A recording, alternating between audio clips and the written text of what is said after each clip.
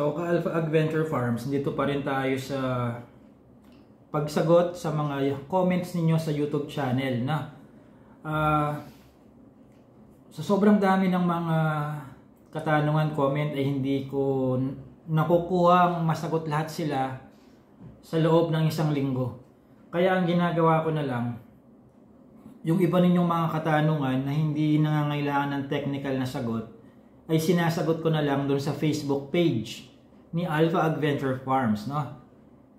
Halimbawa, yung mga nagko-comment na nagpapa-motivate, nagpapa-inspire, kailangan ng isang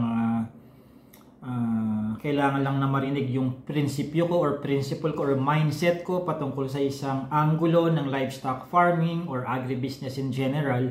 Yung mga ganong mga katanungan, sinasagot ko doon sa Facebook page, no?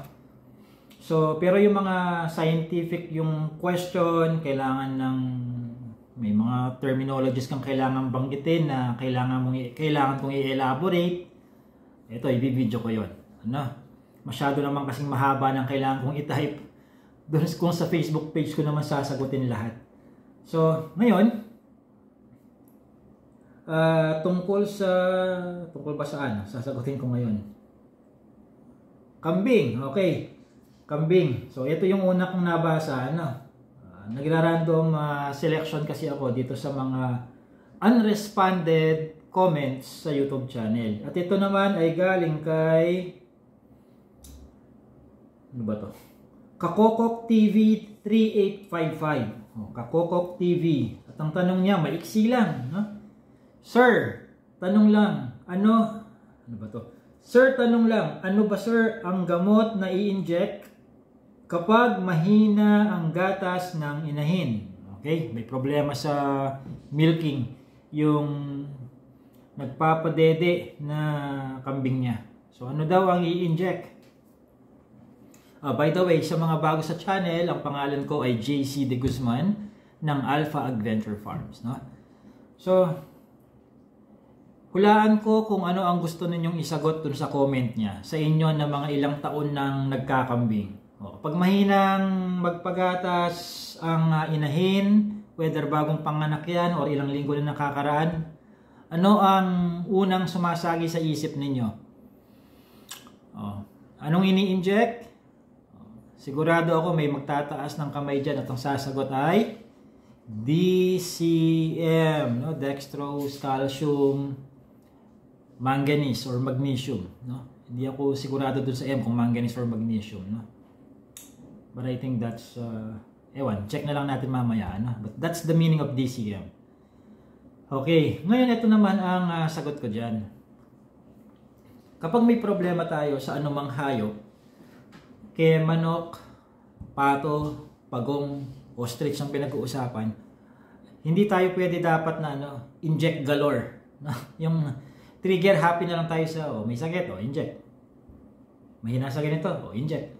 Kailangan alamin muna natin ano yung causes. Kasi yung pagkahina or pagkawala ng kanyang milk, symptom yun, no? Symptom.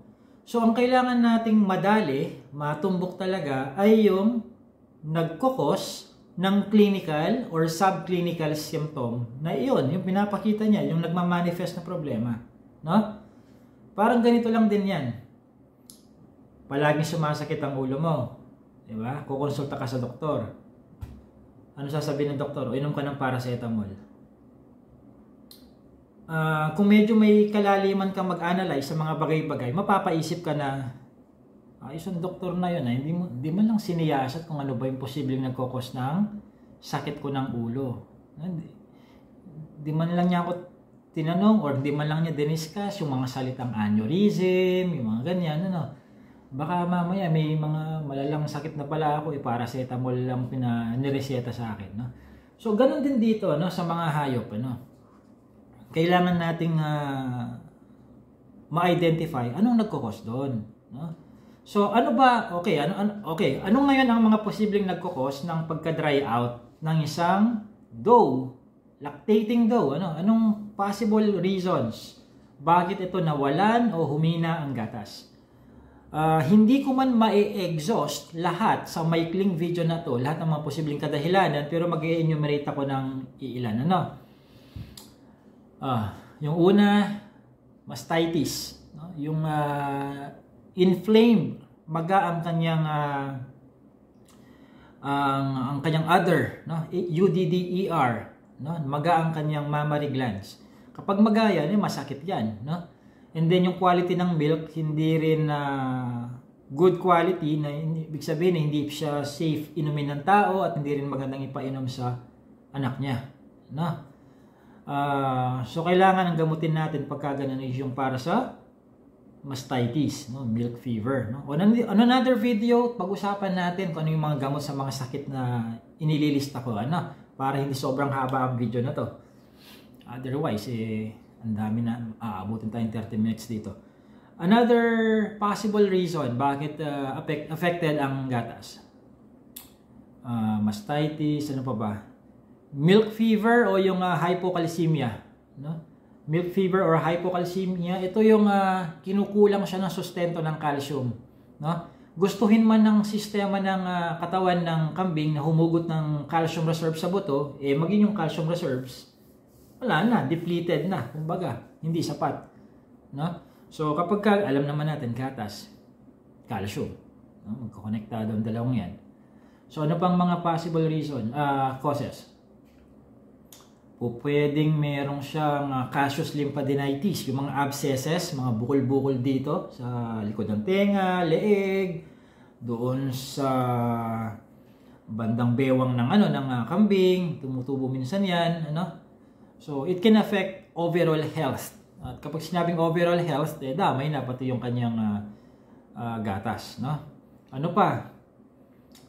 CAE, no? Caprine, arthritis, encephalitis. Naku, viral infection 'yan, no? Pwede rin niyang maapektuhan ang milk production ng ating mga kambing, no? So ano pa ba? Ano pa ba yung mga nasa top of mind ko ngayon na nasabi ko na mastitis, ano pa ba yung isa? Ketosis, no?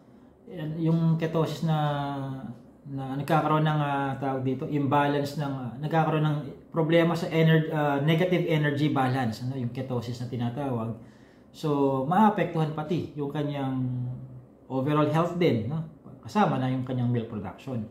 So kailangan, in short, kailangan nating alamin muna ano ba ang nagiging sanhi ng problema niya sa gatas, at yun ang gagamutin natin. Kasi kung trigger happy tayo doon sa parang de facto way of thinking na ng tao na mahina ang gatas, bili ka ng DCM, injectan mo yan. Baka mamaya ginagamot natin ang maling sakit. O kaya baka mamaya ginagamot natin ang hindi naman dapat gamutin. Nako. Diba? Kailangan mas matalino tayo sa kambing. so kailangan yun, no? Sana nabigyan ko ng justification sa inyo kung bakit hindi tayo pwedeng trigger happy na lang sa pag-inject ng kahit ano na lang. Una sa lahat, alamin, find the root cause. Kapag alam mo na ang root cause, yung kung ano mang gagastusin mo dyan, alam mong hindi ka nag-hit and miss lang, nang huhula, baka sakaling tsumamba, at itong gagawin ko, itong ituturok ko ang magpaparesolba sa problema sa gatas. Naku po, pangit ang hit and miss strategy na yan. Masaklap dyan umaasa kang gagaling siya sa DCM, hindi naman pala problema sa calcium reserves ang problema. Napagasos ka na, namatayan ka pa. Di lalong masaklap yun, tapos marirealize mo na lang kapag ililibing mo na yung kambing mo. Okay? So, ano pangalan Kakokok TV 3855. Hindi ko masasagot ng rekta na, gawin mo to, gawin mo yan, inject mo to, inject mo yan, painom mo to, ipainom mo yan, itapal mo to, itapal mo yan. Kasi hindi ko alam kung anong root cause ng pagiging mahina sa gatas ng inahin. Iba pang anggulo, hindi lang sakit, pwedeng sa genetics din yan. Kaya kailangan nagre-record tayo ng observations natin sa mga alagang hayop natin. Pang ilang beses na niyang panganganak yan, Kakokok TV, pang ilang beses na. Una, pangalawa. Kung pangalawang beses ang tanong ko, nung unang panganganak ba niya, ganyan din ang problema? Kung ganyan din ang problema, aba, markahan mo na for culling ang kambing na yan. No? Binigyan mo na ng pangalawang chance bale. Ganyan pa rin, problemado pa rin sa gatas. Diba? So, magsa-selective culling ka, ibig sabihin, i-dispose mo yung mga kambing na na wala sa below expectation yung kanilang performance, no? Matatamaan ng yung production pagka ganyan. Ngayon, kapag dinispose mo yan, wag mo namang ibenta as a breeder. Ibenta mo yan as, meat na lang, ano? Mas maganda kung ibebenta mong meat yan, ibigay mo sa buyer ng malinis na, wala nang buhay. Kasi may mga buyer minsan nagpapanggap na pampupulutan lang, panghandaan, yun pala strategy lang yun para presyong pangkatay ang makukuha nila, yun pala aalagaan pala. Reject mo nga yun di ba? Yung reject mo pararamihin ng iba. Paano kapag kailangan ikaw ang bumili? Baka ikaw pa makabili ng mga reject mo rin. Yun ang mahirap doon, no? So mag-recording kayo and then mag-selective culling kayo. Pangatlo, yung nutrisyon. Wag naman din tayong trigger happy sa culling. Kasi baka naman binigyan mo nga ng pangalawang chance, pero problemado pa rin sa gatas. Ang tanong, simulat sa pulba tama yung pagpapakain mo. Baka naman 1 kilong damo lang per day ang kinakain ng kambing. Masaklap baka dayami pa. Baka kung nagkakapagsalita lang ang kambing, sasabihin sa'yo, itong among ito, dapat ikal din ang among ito Kalsa ng kalsa amin, ipinapakain sa amin, kulang sa crude protein. No? So, ang dami, no? Ang daming kailangang anggulong i-check, no? Yung root cause niya, no? Yung nutrition, yung genetics, no? Bago natin ikal, kailangan alam natin sa sarili natin, ginawa natin yung dapat nating gawin, no? Kasi tayo rin ang kawawa kapag kal tayo ng kal, pero may problema pala sa overall cultural management natin.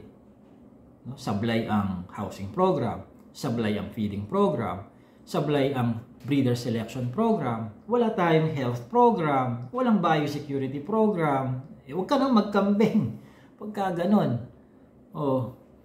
Kailangan ayusin lahat ng mga yan, no? Bago tayo tumuntong doon sa parte na i-dispose na natin yan, katayin na yan, ikal na yan, pamigay na yan, no? Bago umabot sa ganun, kailangan we have to make sure ginawa natin ang dapat natin gawin. Speaking of those programs, mag-register kayo doon sa aking pre-recorded online goat farming seminar. Hindi kayo lang magbiyahe, hindi nyo lang magbihis. 1 taon ng access. Tapusin yung panoorin sa loob ng 30 days, kahit na 1 taon ng access ninyo, dahil yung inyong libreng email technical support ay sa first 30 days lang. Pwede nyo ipadala lahat ng katanungan ninyo, ako mismo ang sasagot through email. Baka i-video ko pa ang sagot at i-upload ko sa YouTube channel para pwede nyo ring i-replay ng i-replay. Okay? Nasa description ng video yung link for the registration. At kung kayo ay naghahanap ng mabibiling hybrid na mga kambing, mga purebred Anglo-Nubian, or full blood na mga traditional Boers o yung mga kalahari, red kalahari o red Boer kung tawagin ninyo, nandiyan na rin sa description ng video yung mga links. Gusto nyo bumili ng Napier, corn silage, nandiyan na rin sa description yung mga links. Dumiretso na lang kayo doon sa website, alphaadventure.com. Nandun na lahat ng links ng kung ano man ang pwede nyong bilhin kay Alpha Adventure Farms. Okay? Sana nakapulutan ng bagong lesson itong video natin ng ito. At by the way, pinin ko sa comment section yung Google profile kung saan pwede kayong mag-iwan ng testimonial. At please, kung kayo ay matagal nang natutulungan ng mga video ni Alpha Adventure Farms, ikakasaya ko. Nakakasayang basahin yung mga testimonial na yan.